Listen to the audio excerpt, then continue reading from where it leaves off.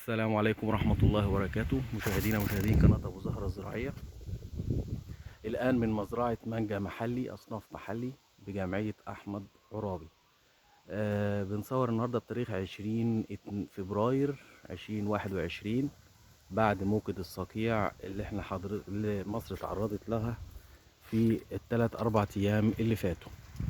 زي ما حضراتكم شايفين كده، الحمد لله التزهير مفيش أدنى مشاكل، لأن طبعا الأصناف المحلي طبعا بتحمي نفسها من الهواء ومن الصقيع، وفي نفس الوقت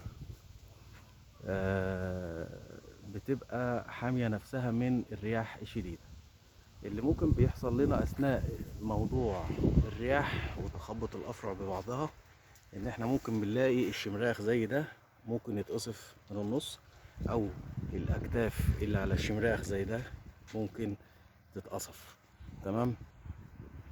الحاجة التانية، بيحصل خدوش في الزهر، في الورق، في الأفرع وبعضها، فالخدوش دي بتبقى عرضة للإصابة بمرض البياض الدقيقي أو مرض التكتلات، نتيجة إن الفطر بتاع الفيوزاريوم الفطر بتاع الفيوزاريوم مع الحلم الدودي ممكن يهاجم الزهرة في التوقيت ده، فيسبب ليا مشاكل التكتل الزهري اللي بيحصل والاكاروسات فيما بعد في النموات. زي ما اتكلمنا اهوت حضرتك، ده شمراخ اهوت اتأثر بالبياض بالهواء، وده شمراخ اتأثر بالهواء اهو اتقصف، ده برضو اتقصف. دي الشماريخ اللي اتأثرت نتيجة الرياح الشديدة. فبالنسبة للأراضي بقى، طيب ازاي نحمي نفسينا من ضربات الصقيع دي؟ لو احنا عندنا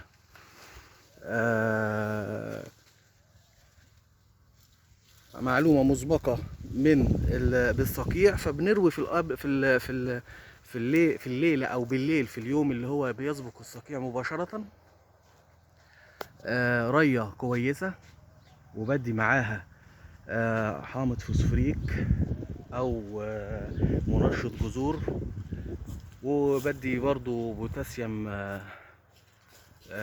بتسميدة بوتاسيوم. تمام.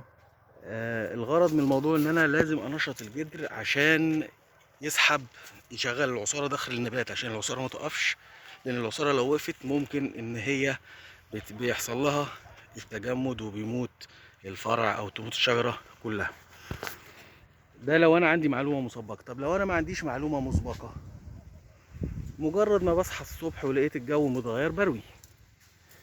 طيب في حالة بقى وجود مطر، يعني الصقيع جاي بمطر، لو المطر شديد بعمل ايه في التوقيت دوت؟ لو انا عندي كمية المية اللي نزلت كتيرة والارض عندي بتمسك مية، هسحب سحبة اعفان. لو المية قليلة، لو انا عندي كمية المية اللي نازلة قليلة، ففي التوقيت ده لازم هدي رية سريعة، عشان الملوحة اللي في التربة بتتزاح على الشعيرات الجذرية في منطقة الجذور، فلازم ادي معالج ملوحة مع الرية دي عشان خاطر احمي نفسي من الاملاح، عشان بعد كده هيجيلي من الاملاح عفن جذري. بالنسبة بقى للمكافحة، لازم برش مبيد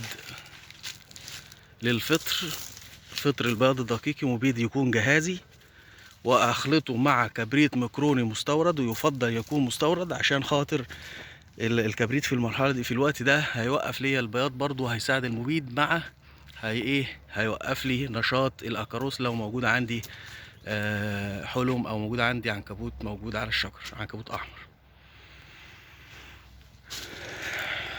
طيب الحشرات بتنشط ايضا مع تحسن الجو، بنلاقي الحشرات بتنشط، فلازم بيتبع موضوع الرش الفطري، بنتبعها برشة حشري وقائي من اي حشرات طائرة.